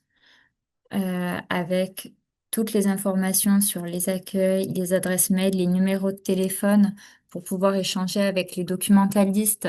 Et, euh, et voilà, enfin, c'est important aussi de ne pas se baser que sur Bebop. Bebop, ça peut être bien pour avoir une première idée de ce qui peut être présenté, mais après, les documentalistes sont aussi là pour aiguiller les étudiants dans leur recherche d'outils, les étudiants et les professionnels, hein, c'est ouvert aussi aux professionnels pour présenter voilà tous les outils qui peuvent être utilisés en fonction de la taille du groupe, en fonction de l'âge. Donc voilà, vous avez toutes les informations ici. Pour le Gard, du coup, pareil, sur notre site internet, on a la présentation du centre de ressources documentaires. Donc avec le lien sur Bebop pour prendre connaissance des outils en amont, on a aussi nos documents référencés dans le catalogue des ressources documentaires. Après, que ce soit sur Bebop ou sur le catalogue des ressources documentaires, sur les tout derniers outils, les toutes dernières nouveautés, il y a forcément un petit laps de temps avant qu'ils soient référencés. Donc, voilà, encore une fois, ne pas hésiter à contacter la documentaliste. Son numéro est écrit là. Il y a également l'adresse mail. Et pareil, il y a toutes les informations pour retrouver les outils. Donc voilà, nous c'est basé sur Nîmes. Enfin, forcément, je peux en parler un petit peu mieux parce que je le connais un petit peu plus, mais sur le fonctionnement, c'est plus ou moins similaire. Et puis il y a le Codes 34. Alors eux, ils n'ont pas une page dédiée à leur centre de ressources documentaires. C'est directement le site du Codes 34, mais il suffit de les appeler pour avoir toutes les infos. Voilà, t'es en contact pour avoir les infos sur le centre de ressources documentaires. On en vient aux outils d'animation un petit peu plus en lien avec les thématiques. Ce que je vous propose là, c'est peut-être qu'on essaye de réfléchir ensemble sur bah, un peu quel message on peut proposer en fonction de l'âge. C'est-à-dire que voilà, si on fait un atelier sur l'alimentation auprès des enfants de maternelle, sur quoi est-ce qu'on va orienter notre sujet? Si on fait auprès des primaires, sur quoi on va l'orienter? Et pareil en fonction des thématiques qui vous intéressent. Donc, du coup, Marion, je sais pas si tu es revenue avec nous ou pas. Mais je pense que je ferai ça demain. Oui, oui. Ok. Du coup, oui, est-ce qu'on peut faire peut-être à trois du coup sur l'alimentation, sur la santé bucco-dentaire et sur le sommeil, parce que sur le soleil, enfin si on peut faire le soleil aussi, quel message clé ou qu'est-ce qu'on peut proposer comme animation auprès des maternelles et auprès des plus grands en fonction de l'âge. On peut commencer par l'alimentation, par exemple auprès des maternelles. Ben, ce que proposait Marion, je sais que ça se fait souvent de constituer le petit déjeuner. Je sais qu'à l'école, ils Mm. pouvaient à l'époque l'organiser. Je ne sais pas si c'est toujours possible depuis Mm. le Covid. Mais voilà, que ça soit concret et réel sur l'alimentation, le petit-déj, qu'on poste son petit-déj, comme ça on peut voir avec eux ce qu'ils y mettent et ça peut être un sujet après. Ok, donc du coup, la composition du petit-déj, ce serait plutôt pour quelle tranche d'âge? Ça peut être pour tout le monde. Ça peut être à peu près pour tout le monde, en Il effet. y en a plein qui mangent pas. Enfin, voilà, Mm. il y a ceux qui mangent voilà, de tout et ceux qui mangent pas du tout et qui arrivent le ventre vide et qui ont le creux à 10 heures. Donc, pour tout âge, ça peut être intéressant. Mm. En effet, et un petit point sur lequel j'ai peut-être pas trop précisé, sur les ateliers qui sont faits en maternelle, parfois il peut y avoir les parents, donc ça aussi c'est une question à poser à l'enseignant. Est-ce que ça va être un atelier parent-enfant ou uniquement avec les enfants? Si la présence des parents est là, forcément ça va aussi modifier un petit peu la dynamique. Et la question du petit déjeuner, ça peut totalement être proposé à tout âge. Chez les vraiment tout petits, chez les 3 4 ans, on va plutôt encourager la découverte en fait des aliments, la découverte de petits déjeuners équilibrés sans forcément euh, vraiment parler équilibre alimentaire, enfin, sauf si on s'adresse aux parents, mais si on s'adresse directement aux 3 4 ans, ça va pas trop leur parler. Par contre, voilà, on peut leur faire goûter telle ou telle chose, leur demander est-ce qu'ils ont aimé, est-ce que c'était bizarre, est-ce que ça leur donne envie, est-ce que voilà, il y a beaucoup de questions autour de la dégustation avant même de déguster, voilà, visuellement, qu'est-ce qu'ils en pensent, est-ce que ça leur fait penser à quelque chose. Et je vous montrais le jeu de Arcimboldo, du coup, à la manière d'Arcimboldo, où c'est avec des petits magnettes. Mais en fait, si c'est fait avec des vrais légumes, c'est encore mieux. On peut totalement proposer de faire des petits bonhommes avec des légumes qui auront été préalablement coupés, bien sûr. Mais ça peut être intéressant et du coup, voilà, de questionner aussi, est-ce que vous reconnaissez le bonhomme? Est-ce que ça donne envie de manger? Est-ce que toi, tu as déjà mangé des carottes? Est-ce que tu aimes bien? Est-ce que tu aimes bien les légumes à la maison? Comment ça se passe à la maison? Et ça, c'est des questions en général auxquelles les enfants peuvent répondre, enfin même les tout petits. Et après, il y a la dégustation et là aussi demander est-ce que tu aimes, qu'est-ce que tu préfères, voilà, et rebondir un petit peu là-dessus, réagir par rapport aux réactions des enfants aussi, s'il y en a qui trouvent ça trop trop bon ou à l'inverse qui trouvent ça vraiment pas du tout bon. Ah bon, bah du coup tu trouves vraiment pas ça bon, qu'est-ce que t'aimes pas, qu'est-ce que t'as ressenti. Voilà, il y a pas mal de choses qui peuvent être proposées. D'autres idées autour de l'alimentation? Ça peut être des ateliers autour des cinq sens également. Oui, totalement. Peut-être Intéressant. est-ce que tu peux expliquer un peu comment ça se passe? Ça peut être avec les fruits et les légumes, par exemple. On peut avoir des images autour des fruits et légumes pour les reconnaître. On peut sentir du poireau, de l'orange. On peut toucher des noix. On peut toucher de l'artichaut qui vont avoir des textures un peu particulières. Mm. On est sur un, ça dépend de l'objectif de l'atelier. Là, on est plus sur un objectif de familiarisation autour des fruits et des légumes. Mais ça peut être Ok. sentir des épices pour un éveil culinaire. Mm. Enfin voilà, ça peut être sur différentes. Ça dépend quel est l'objectif de l'atelier. Tout à fait, mais ça peut être un objectif très intéressant et qui permet justement de ne pas tomber dans des choses très diabolisatrices et de proposer un atelier quand même plutôt sympa pour les enfants en découvrant les aliments et en mobilisant autour des cinq sens. C'est d'ailleurs enfin, une des propositions qu'on peut retrouver dans l'outil que j'ai présenté là, ça s'appelle le petit cabas. C'est disponible gratuitement en ligne, donc il y a le lien. C'est une mallette qui propose des outils pour des ateliers autour de l'alimentation et de l'activité physique auprès des 6-11 ans. Donc, il y a l'accès à l'outil, il y a la présentation ici.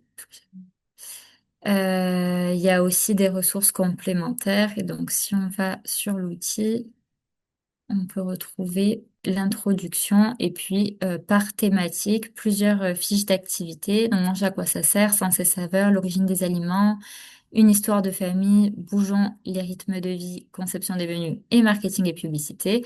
Donc, c'est vraiment très, très vaste. Chaque fiche activité en général, dure quand même assez longtemps. Donc, l'idée, c'est pas de proposer toute la mallette, mais plutôt de venir chercher des activités à faire. On peut en piocher une ou deux fiches, voire trois, selon le temps qu'on a et selon la complémentarité des fiches.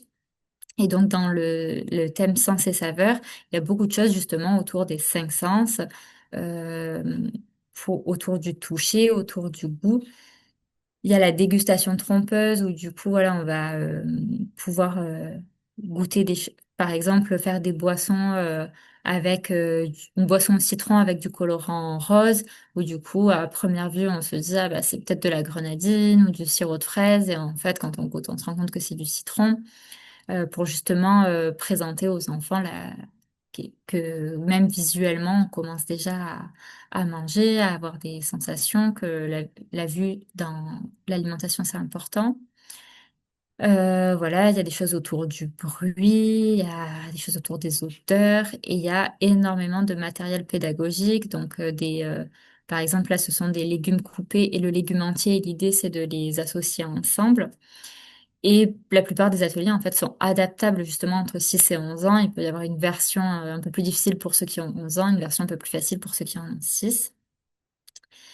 Et voilà, il y a énormément de choses. Il y a aussi sur l'activité physique, sur les rythmes de vie par rapport au sommeil. Ça peut aussi être intéressant puisque c'est aussi une thématique qui peut revenir assez souvent et qui peut être légèrement difficile à aborder. Donc là, il y a des choses qui peuvent être intéressantes. Et il y a aussi cette partie marketing publicité qui est vraiment très chouette avec les plus grands pour justement parler un petit peu du marketing des emballages voilà, sur les produits pour enfants, sur les boîtes de céréales, sur les goûters. Et c'est voilà. Il y a vraiment des activités assez variées et c'est en total accès libre, gratuit. Donc c'est super. Je sais que nous, au Code 30, on l'a, donc on peut l'emprunter. Peut-être qu'il y en a aussi dans les centres de documentation de promotion santé, je ne sais pas. Mais dans tous les cas, au pire, c'est imprimable en ligne. Voilà. c'est quand même un très, très bon outil. Autour du soleil, je ne sais pas si vous avez déjà eu l'occasion d'aborder les risques solaires avec des enfants. Non, pas forcément. Donc, c'est pas forcément le thème qui ressort le plus, mais c'est quand même un sujet qui, je trouve, est de plus en plus d'actualité. Donc là, c'est un recueil d'activités autour du soleil fait par ICM, donc l'Institut régional du cancer. Il y a pas mal de choses. Alors après, c'est adapté à l'âge parce que quand même tout n'est pas adapté, surtout aux tout petits. Mais voilà, il y a quand même des inspirations qui peuvent être intéressantes sur justement qu'est-ce que c'est le soleil, pourquoi il faut faire attention. Il y a des, des choses autour de la protection. Et donc, par exemple, pour regarder les effets du soleil, donc on peut déjà questionner, je crois que c'est voilà, avec cette photo, qu'est-ce que c'est le soleil, etc. Enfin, il y a vraiment beaucoup d'activités. À chaque fois, la tranche d'âge, elle est précisée. Mais par contre, attention, parce qu'il y a des durées qui peuvent être un peu trop longues pour un atelier service sanitaire, par exemple une semaine. Euh, mais voilà, il y en a aussi qui sont plus courts, comme voilà, 30 minutes. Et du coup, là, pour les 6-12 ans, je crois pas qu'il y ait d'activité pour les moins de 6 ans dans ce document-là. Mais bon, c'est quand même déjà bien. Il y a beaucoup de choses qui peuvent être très intéressantes. Euh, et là aussi, enfin, on peut s'inspirer aussi de ces choses-là et les appliquer après à des jeux plus classiques. On parlait du jeu de loi tout à l'heure. Avec un jeu de loi, si on a des questions avec nous, on peut aborder n'importe quelle thématique, avec des roues aussi. Et voilà, je sais que là, il y a pas mal de jeux qui ont des questions. Il y a aussi des expérimentations. Donc voilà, on prend par exemple là des bananes laisse au soleil et on voit entre celle qui est restée à l'ombre et celle qui est restée au soleil, quel effet il y a eu. Ça permet aussi d'expliquer les dangers sur notre peau.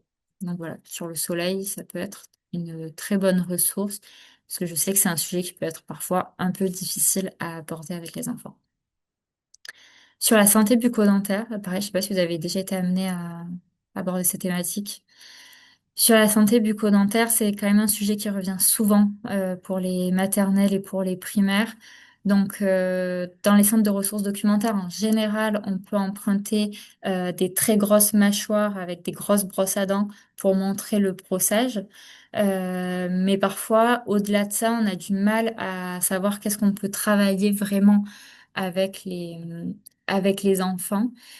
Et là, donc, il y a le site de l'URPS des chirurgiens dentistes qui a fait toute une mallette pédagogique qui est hyper complète, qui est téléchargeable. Donc, en cliquant ici, bon, elle est déjà téléchargée. Donc, normalement, je peux vous la montrer. Donc, c'est classé par module et il va y avoir des outils. Alors, il y a le guide pédagogique qui explique toutes les activités et après, on retrouve les supports dans chaque module. Donc là, je vais vous montrer les supports un peu sortis de leur contexte, mais c'est pour que vous ayez une idée à quoi ça ressemble. Là, l'idée, c'est de réfléchir à quoi ça sert la bouche et qu'est-ce qu'on fait. Donc, c'est utile pour parler, c'est où il y a nos dents, c'est pour manger. Voilà, il y a pas mal de choses à dire. Donc, voilà, avec des supports autour des cartes. Il y a aussi, voilà, autour des dents. Et là, c'est pour identifier en fait tout ce qu'il y a dans la bouche. Donc, il y a les lèvres, il y a les dents, il y a la gencive, il y a la langue. Voilà. Et donc, c'est ça pour chaque module. Il y a pas mal d'outils. Il y a aussi des vidéos selon les modules qui expliquent justement comment se brosser les dents. Et si vous voulez enfin, donc il y a le guide qui est dans la mallette, mais en gros, les modules, il y a sur la bouche et les dents, sur les maladies bucco-dentaires avec les caries. Donc, il y a des cartes qui montrent la progression de la carie, comment elle arrive sur la dent, et qui montrent justement qu'en fait, plus on attend et plus elle va à l'intérieur de la dent. C'est assez imagé, ça permet d'expliquer aussi pourquoi il faut le prendre en charge le plus vite possible. l'hygiène bucco-dentaire, donc voilà, comment on se brosse les dents, tout ce qui est alimentation. Après, bon, ça devient sur des choses d'accidents de la vie courante et les urgences dentaires, c'est peut-être moins la priorité, mais en tout cas, il y a des outils là-dessus. La visite chez le chirurgien dentiste qui peut faire peur et qui peut, du coup, là, ça peut être l'occasion de euh, déstigmatiser un petit peu ce moment-là, d'en parler dans un cadre un peu plus sympa. Et ensuite, santé bucco-dentaire, situation de handicap. Donc là, pareil, selon le public avec lequel on est, c'est pas forcément ce qui va être le plus pertinent. Mais voilà, il y a quand même des choses qui sont très intéressantes, notamment sur l'hygiène, maladie bucco-dentaire et bouche des dents. Les 3 premiers modules, voire les 4 premiers, sont vraiment pertinents. Et ensuite, sur le sommeil, pareil, ce que vous avez déjà fait sur le sommeil? Non? Donc, il y a ce lien qui propose un atelier en route vers le sommeil. Euh, qui est tout un conducteur pédagogique. Donc, ça dure 90 minutes. Donc, à voir voilà, quel temps on a. C'est avec des enfants du C20 à la sixième. Et ça parle de plein de choses autour du sommeil. Donc, il y a un film À quoi ça sert de dormir qui est disponible sur l'autre lien que je vais vous montrer juste après. Là, voilà, ils ont remis le lien ici, en fait, donc sur le réseau Morphée. Il y a des jeux avec les 8 erreurs, enfin, il y a pas mal de choses. Et ce qui est bien, c'est que c'est adaptable, c'est-à-dire qu'on n'est pas obligé de faire toutes les étapes.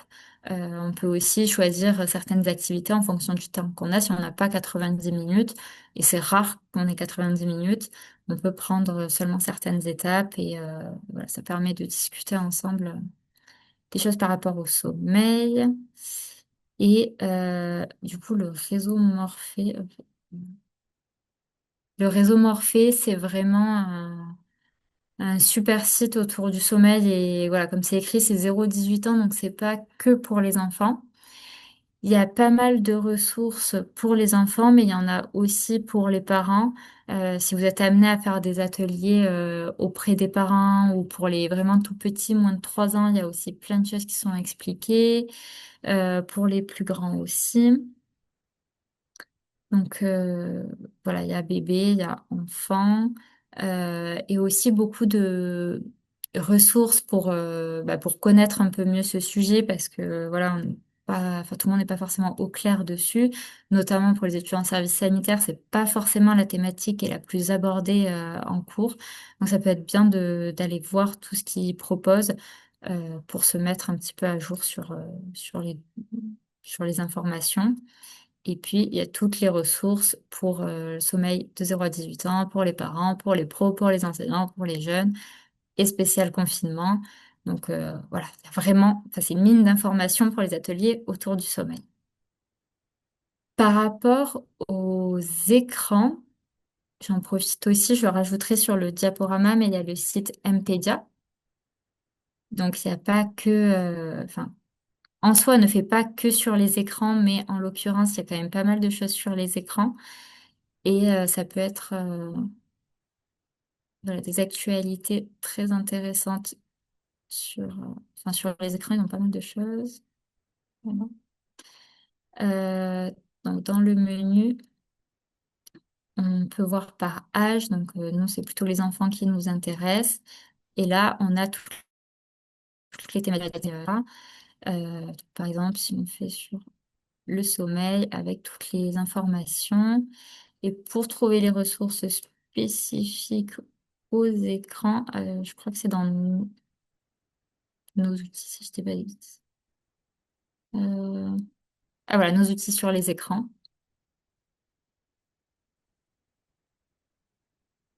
Donc il y a des petites cartes, il y a des petites vidéos, il y a des infographies, il y a des choses aussi pour les adolescents, des petites affiches. Tout est gratuit, tout est téléchargeable. Ça peut être, voilà, ça peut être intéressant. Je sais pas, du coup, vous, à Addiction France, est-ce que vous avez d'autres ressources par rapport aux écrans? On- je ne saurais pas, je ne les ai pas en tête parce on pioche, on a pioché sur plein de sites différents. Euh, il y avait Vincelou, Clémy, le bon usage des écrans, ça peut être aussi à destination des parents. Donc après, on a puisé plein de ressources et on a créé un peu nous des outils en interne. Donc D'accord. après, j'ai une bibliographie, par exemple, quand on fait des cafés parents autour des écrans, où on leur donne cette biblio, où ils peuvent aller continuer Mhm. à trouver des infos. Mais je les ai pas tous en tête, j'en ai cité quelques-uns. Donc, voilà, ça peut, enfin, tout ça, c'est autant de sites où on peut retrouver des ressources gratuites en accès libre, mais encore une fois, dans les centres de documentation, il y a aussi des jeux pédagogiques qui peuvent être empruntés et qui peuvent venir compléter, plutôt des jeux de plateau ou voilà, des jeux qui peuvent être mis en place en classe. Donc, faut vraiment pas hésiter à aller voir et les documentalistes en général connaissent bien. Et leurs outils et les attentes des publics. Donc, ça peut vraiment être une bonne ressource. Et sur les compétences psychosociales, du coup, à destination des enfants, c'est le site Scolavi où il y a beaucoup de supports. Et ce qui est pas mal, c'est que plus ou moins chaque jeu est décliné pour les maternelles, pour les élèves de primaire et pour les élèves de collège et pour les adultes. Donc, on peut par exemple choisir, là, si on est en maternelle, on peut filtrer et on a tous les outils autour du développement des compétences psychosociales pour les élèves de maternelle. Euh, et ça peut être aussi le moyen de trouver des techniques d'animation qui sont ensuite adaptable en fait à n'importe quelle thématique. Là, ça fait une sorte de jeu de loi. On peut totalement changer les cases et en créer un à notre sauce. On peut aussi créer une roue comme on veut. Donc je le disais, il y a le portrait chinois.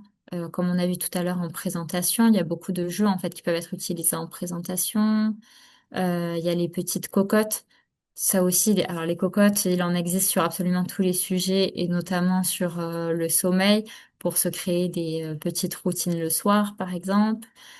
Donc voilà, faut pas hésiter aussi à être créatif dans sa construction d'outils et à s'inspirer de ce qui existe et à les faire un peu à sa sauce en fonction de l'objectif de notre atelier, du public qu'on a et de ce qu'on veut transmettre. Est-ce que vous avez d'autres outils à partager sur des thématiques auprès des enfants? Moi, j'ai rajouté dans la conversation les deux sites ressources pour les CPS. Il y a Sirena Oui, CPS Irena, tout à fait, le et le cartable. cartable des CPS. Mm. Donc, en effet, on peut aller le voir. Euh, Donc, c'est dans les ressources, il y a par exemple les outils d'intervention et on peut retrouver, voilà, en fonction des thématiques, je sais pas, admettons, on met alimentation, rechercher et on va pouvoir avoir des outils, des vidéos. Normalement, si je ne dis pas de bêtises, donc quand ils sont, enfin quand on peut les emprunter, normalement, non, pardon, quand on peut les imprimer, normalement, il y a le lien qui mène où on peut les imprimer. Voilà, on peut en savoir plus ou alors commander l'outil parce que là, du coup, c'est Promotion Santé Nouvelle-Aquitaine qui l'a édité. Mais au niveau un peu plus local, par exemple, enfin, là, c'est pas écrit que le code S30 le possède et qu'on peut l'emprunter, par exemple. Pour autant, c'est bel et bien le cas. Donc, ça peut être aussi l'idée de chercher les outils qui peuvent nous intéresser et après demander au centre de documentation proche de chez nous si là, les cartes autour des besoins, des émotions, ça, je pense que dans chaque centre de ressources documentaires, on peut en trouver. Mais voilà, ça peut donner une première idée. Et dans les thématiques, je viens de voir santé-environnement, c'est aussi une thématique qui peut être abordée. J'en ai pas trop parlé. Bon, ça reste toujours les mêmes dynamiques et bon, visiblement, on peut trouver des outils ici sur ce sujet-là. J'ai pas forcément d'autres ressources à partager en santé environnementale, si ce n'est le site Agir en ESE peut-être, où on peut trouver des outils voilà, sur la santé environnementale et sinon sur les CPS. Donc en effet, il y a le portail de CPS. où on peut retrouver de la théorie à la pratique et donc selon les CPS qu'on veut travailler, par exemple avoir de l'empathie pour les autres. On va avoir toutes les informations et après sinon j'ai un doute sur où est-ce qu'on trouve les... Ah voilà, c'est ça. C'est dans les CPS en pratique où on va retrouver les fiches activités en lien avec chacune des CPS. Donc là aussi, ça peut être de bonnes ressources. Ensuite, je voulais faire un petit point sur la particularité des ateliers cuisine qui, du coup, demandent de la manipulation. Donc, forcément, moi, j'encourage à 2000% à proposer des activités où on manipule des aliments, où on consomme des aliments. Mais ça demande quand même une certaine préparation qui est importante à rappeler. Au niveau déjà de la sécurité, donc si on est avec des enfants plutôt en primaire et qu'on a une manipulation, les enfants doivent avoir des couteaux à bord rond pour éviter voilà, de se couper et des couteaux qui coupent peu. Et c'est plutôt l'intervenant qui, lui, va avoir des couteaux plus tranchants pour couper des choses plus dures. Donc, prévoir aussi, par exemple, des choses qui se coupent facilement, comme des bananes, des fraises, des légumes voilà, qui se coupent assez facilement. Attention aux allergies. Vraiment, vraiment, vraiment attention aux allergies. Et ça, pareil, c'est pas à l'intervenant de prendre cette responsabilité-là. Et ça doit être vu avec l'école et en général, voilà, ils sont au courant des allergies des enfants et c'est bien d'avoir une autorisation de participer à l'activité pour se décharger par rapport au risque d'allergie mais aussi d'éviter les allergies, des aliments dont beaucoup de personnes sont allergiques. Parce que potentiellement, l'enfant ne saura pas qu'il est allergique à quelque chose, les parents ne le sauront pas non plus, mais en fait, voilà, peut déclencher une allergie. Donc tout ce qui va être arachide, kiwi, qui sont des aliments qu'on utilise très souvent en atelier cuisine, ça va plutôt être à éviter. Attention au risque d'étouffement s'il y a consommation. Donc, les dégustations, elles se font quand on est assis, quand on est plutôt dans un temps calme. Et s'il y a trop bah comment on dit? Enfin, si les enfants sont trop turbulents, que là, on est vraiment, tout le monde est très agité. S'il y a trop d'agitation, c'est ça le mot que j'ai cherché. C'est bien de revenir à un temps calme pour la dégustation, qui se fait, voilà, un peu plus posément. Et sur l'hygiène aussi, très attention, prévoir du coup bah, un lavage des mains. Donc il faut qu'il y ait des toilettes à disposition ou un robinet avec du savon et que ce soit facilement accessible s'il n'y a pas directement un robinet dans la classe, que ce soit pas trop loin, avoir des tables et des ustensiles propres et avoir une vigilance sur la conservation, sur la chaîne du froid, sur certains aliments. Si on utilise des aliments frais, le mieux c'est d'utiliser des aliments qui se consomment à température ambiante, mais voilà, des fois, je sais pas s'il y a des yaourts par exemple, faire attention.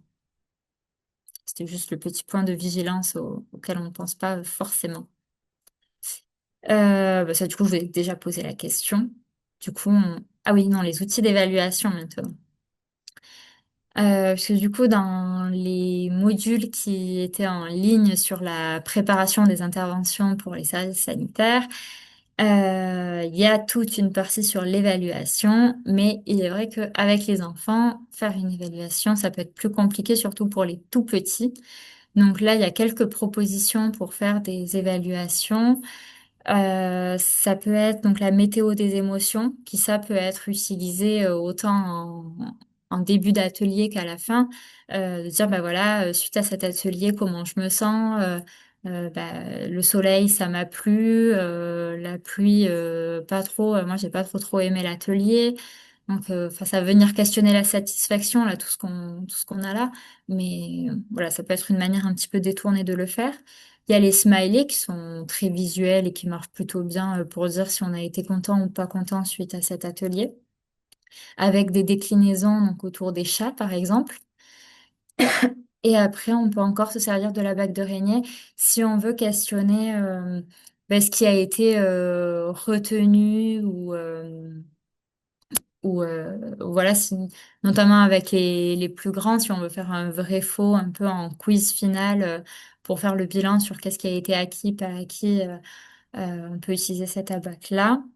Et puis, il y a des questions qui peuvent être posées. Donc, citer une chose que vous avez aimée, une chose que vous n'avez pas aimée. Citer quelque chose qui vous semble facile à mettre en place et quelque chose qui vous semble difficile à mettre en place. Sur la question des goûters, par exemple, bah, est-ce que moi, je me sentirais de prendre je sais pas, de boire un verre d'eau. Par contre, abandonner mes cookies, c'est hors de question. Voilà, ça peut être des choses comme ça. Ou aussi de citer un mot pour résumer l'atelier. Donc là aussi, peut-être un petit peu pour les plus grands, mais en tout cas, faire un petit tour de table sur ce que vous avez aimé, ce que vous n'avez pas aimé. Même avec les tout petits, ça marche plutôt bien. Et ça permet de voir qu'est-ce qui a marché, qu'est-ce qui a pas marché, mais aussi de voir qu'est-ce qui a été, qu'est-ce qui a marqué en tout cas, qu'est-ce qui a été retenu. Je sais pas, si on est sur le soleil et qu'on a fait le jeu qu'on présentait tout à l'heure où on laisse la banane au soleil pendant quelque temps. Ah ben moi j'ai trop aimé ça. La banane, elle est devenue vraiment toute noire. Ça veut dire que qu'en fait le soleil, il faut faire attention. Bah, du coup, voilà, c'est que l'enfant il a retenu que le soleil, ça pouvait avoir des dangers sur le corps. Donc ça peut être une manière aussi un petit peu détournée avec les enfants, plus qu'un questionnaire écrit, de discuter justement sur ce qu'ils ont retenu. Ça peut être ça peut être intéressant. Après, je reviens pas du coup sur les évaluations de processus ou comme c'était indiqué, finalement, c'est par rapport à notre tableau de bord, par rapport à nos objectifs qu'on va suivre si on les a atteints ou pas. Là, c'est vraiment des propositions pour voir avec les enfants si ça leur a plu, donc plutôt la satisfaction, et éventuellement ce qu'ils en ont retenu. Mais voilà. Est-ce que sur les outils d'évaluation, vous avez l'habitude d'utiliser d'autres choses aussi auprès des enfants? En plus de ce qui a déjà été dit, on a une cible, je ne sais pas si ça porte un nom particulier, où en fait les enfants en collectif ils vont pouvoir venir remplir. Du coup, ça peut être anonyme. Et donc en fait, plus on est au centre de la cible, moins on a apprécié, plus on est à l'extérieur, plus on a apprécié. Et la cible, on la partage en quatre, par exemple, avec quatre thèmes. Je me suis senti libre de m'exprimer et mettre un point soit à l'extérieur, soit vers le centre. Euh, j'ai appris de nouvelles informations, voilà. Et du coup, ça permet que ce soit pas individuel, ils remplissent au feutre, ils sont bons, et ça nous fait une image, une photographie générale de la satisfaction du groupe. Mes fiches, je suis en train de la chercher parce Ça que y est dans le non, document là. il me semble. Mais je sais pas où.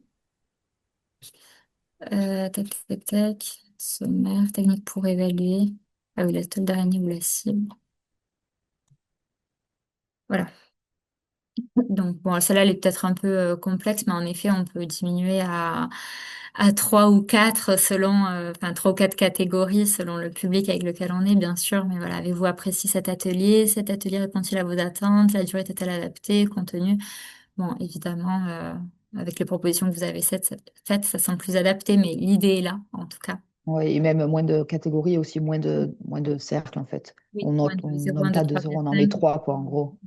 Pas du tout, moyen et très bien. Enfin, Oui, tout à fait. Mais là, du coup, il y a dans cette partie, voilà, les techniques pour évaluer, là, ce qui est proposé, donc il y a le questionnaire, cette toile d'araignée. Ça, c'est une façon peut-être un peu difficile, pas trop adaptée ou vraiment au plus grand, c'est conserver, créer, cesser. Bon, c'est peut-être pas le plus adapté pour des ateliers, donc je vais pas trop y passer du temps. L'échelle des smileys qui forcément marche bien auprès de tous les publics. L'échelle du temps, ah oui, d'accord. C'est une frise chronologique où on repère les temps forts. Donc ça peut se faire avec la frise, mais ça peut aussi se faire totalement à l'oral en demandant justement les éléments qui les ont marqués ou quelque chose qui leur a particulièrement plu.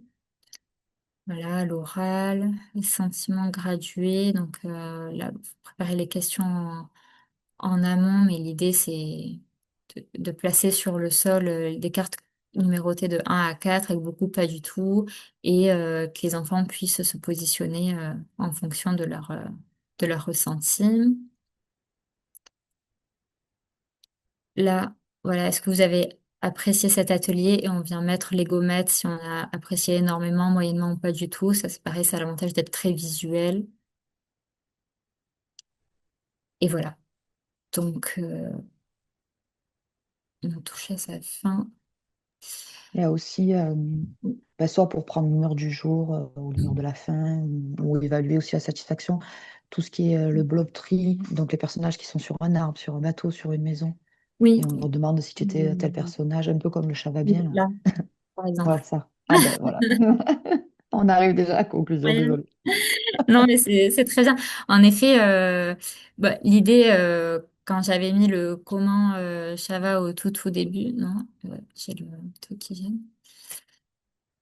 Ça, enfin du coup ça ici et à la fin les petits personnages, c'est enfin le mur des humeurs, c'est en effet aussi pour donner d'autres outils qui peuvent être utilisés et qui marchent bien auprès des enfants. Donc en effet là c'est une maison, mais il y a la déclinaison où ces petits personnages peuvent être sur un arbre, ou en effet sur un bateau. Il y a différentes mises en situation.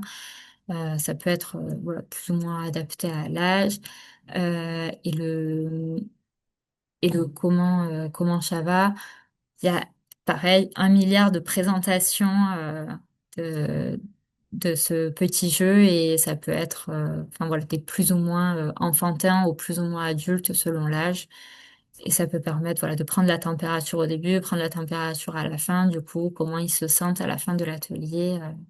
Donc oui, tout à fait, c'est pas mal. Du coup, ça nous amène à la conclusion qui est très brève. C'est que les enfants sont quand même très majoritairement bon public et ça, c'est vraiment trop chouette de faire des ateliers avec eux. Et ça laisse l'occasion d'être vraiment créatif dans ce qu'on propose. Donc c'est, voilà, l'idée, c'est vraiment de s'amuser, que je trouve, quand on fait des choses avec les enfants. Il y a évidemment quelques paramètres à prendre en compte par rapport à l'âge, par rapport au niveau de difficulté, mais avec l'aide des enseignants ou de la personne responsable du groupe en général, ça se passe plutôt très bien et surtout il y a énormément d'outils qui existent pour faire des jeux avec les enfants. Donc il faut pas s'en priver, c'est bien de se baser sur des choses qui existent déjà et de se les approprier. Ça peut vraiment donner des lignes directrices dans l'animation. Du coup, après tout ça, comment vous sentez-vous dans l'animation auprès des publics? Peut-être une chose que vous retenez, éventuellement une suggestion d'amélioration. Euh, et voilà, enfin, en utilisant le petit bonhomme, comment vous sentez-vous auprès des publics? Moi, je serais le personnage en haut à gauche avec le groupe, en fait. Parce Mhm. que ça conforte un peu ce qu'on fait déjà. Et je vois qu'on est plein à agir en prévention, promotion de la santé. Et voilà, donc je sens qu'on est tous, on est partenaires, quoi. Euh, voilà, qu'il y a de l'entraide entre nous sur ce partage d'infos, d'outils. J'ai bien noté, là, mais je pense qu'on l'aura dans le lien sur le petit livret avec les techniques d'animation. Oui, il y a Voilà, tous faut les toujours, liens sur le diaporama, donc ça, il n'y a pas de souci. j'irai encore un peu fouiller parce qu'il y a toujours des choses que j'ai pas encore en tête. Par Oui, exemple, et le jeu du des, chapeau, je le connaissais pas, donc ça, je pourrais m'en resservir. J'irai fouiller. et des livrets Et avec des techniques d'animation, il y en a vraiment beaucoup qui existent. Là, j'en oui, ai présenté un, voilà, qui me semblait assez bien, mais il en existe ouais, par exemple. celui-ci, je le connaissais pas, donc au moins je l'ai découvert. Et pas de suggestion particulière parce que je pense que ça répondait au moins aux attentes de pour les miennes, elles étaient différentes, mais voilà, j'ai pris de Oui. l'info. Mais je pense que voilà, donc c'était très bien. Merci d'avoir quand même animé ça, même si on était peu nombreuses. Merci à vous. Marion? C'est un peu particulier, on est plus un rôle de conseil que vraiment d'animation, donc bon, euh, Mais c'est est-ce que rare. ça a quand même donné quelques outils pour justement accompagner les personnes Ouais, plus... d'ailleurs, je te l'ai demandé dans la conversation, là, le dernier C'est document que tu super as présenté, chouette. je ne le connaissais pas du tout. Euh, et ça me dit bien d'avoir le lien parce que du coup, c'est vrai que c'était une ressource que j'avais pas. Lequel de document du coup? Ce... Ouais, celui-là. Ah, mais ça, c'est le cartable des Non, CPF. non, non, Ah, non, la page juste avant. non, ça. Non, c'est pas Ah, la ligne, je suis allée OMPSA chercher. C'est peut-être? c'est le lien vers les techniques d'animation, peut-être, justement, où elle a trouvé la cible. Euh, oui, exactement. Ah, euh, c- du coup, ça, où il y avait la... Celui-là, ouais. Oui, oui. Du coup, il y est sur le diaporama, mais je le remets dans le chat comme ça. D'accord, ouais, je veux bien. Et c'est qui a fait ce document? C'est très bonne question. C'est Ok, FRAPS Centre-Val de Loire avec le FRAPS. il est très bien. Oui, et il en reprend pas mal. Bah, il y avait dans la même dynamique, il y a aussi le document du CRES Languedoc-Roussillon, mais qui commence à être un peu vieillissant comme document, même si en soi il y a pas mal de choses. Là, il a été remis un petit peu à jour avec des nouvelles techniques, donc je trouve ça bien. D'accord. Ok, ben, est-ce que vous avez des questions, des choses qu'on n'a pas abordées? Non. Ok. Eh ben, merci pour votre participation malgré tout. Si. Et du coup, voilà, les diaporamas seront mis à disposition avec tous les liens, voilà, comment tous les liens fonctionnent. Et puis, n'hésitez pas si besoin. Merci beaucoup. Bonne journée. Merci, Laurine.